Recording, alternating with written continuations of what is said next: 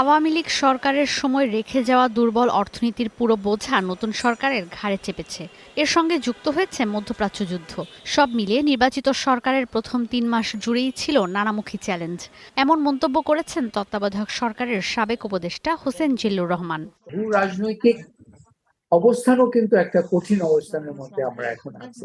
শুধু ইরান যুদ্ধের ফলে সার্বিকভাবে গ্লোবাল অর্ডার যেটা বিশ্ব ব্যবস্থাপনা, সেটা নানা ধরনের সংকটময় মুহূর্ত পাস করছে। সরকারের প্রথম ৩ মাস নিয়ে পিপিআরসি আয়োজিত এক মতবিনিময় সভায় উঠে আসে এসব আলোচনা। ৩ মাসে সরকার প্রত্যাশা পূরণে ব্যর্থ হয়েছে বলে মনে করেন ব্যবসায়ী নেতারা। অনেক সময় বলি যে সরকার খুব রং টাইমে দে হ্যাড টু স্টার্ট, রং টাইমে যে এরকম একটা বাজে অবস্থা একেবারে রোজার ২ দিন আগে এবং রোজা শুরু হওয়ার ৭ দিনের মাথায় আপনি যেটা বলেছেন যুদ্ধ শুরু হওয়া এবং যুদ্ধের মানে যে ব্যাপ্তি, এটা কিন্তু শুধুমাত্র মানে জ্বালানি তেলের মূল্য বৃদ্ধির মধ্যে সীমাবদ্ধ না।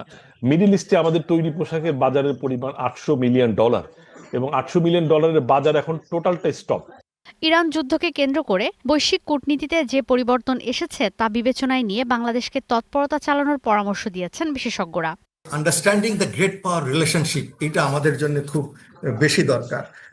and then able to balance and survive within ambiguous relationship great পাওয়ারদের ভেতরে এবং রিজিয়নালের ভেতরে।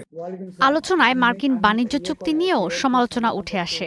এখনো পর্যন্ত ইউএস এর সাথে যে আমাদের চুক্তি, সেটা হয়েছে, কিন্তু বাস্তবায়নের জায়গাতে এখনো পর্যন্ত আসেনি। সবার এই যে কনসেনসাস তৈরি করে ইউএস এর সাথে যদি আমার ৩ মাস পরেও এগ্রিমেন্ট হতো, আসলে এরকম ভাবে এগ্রিমেন্টটাই হতো।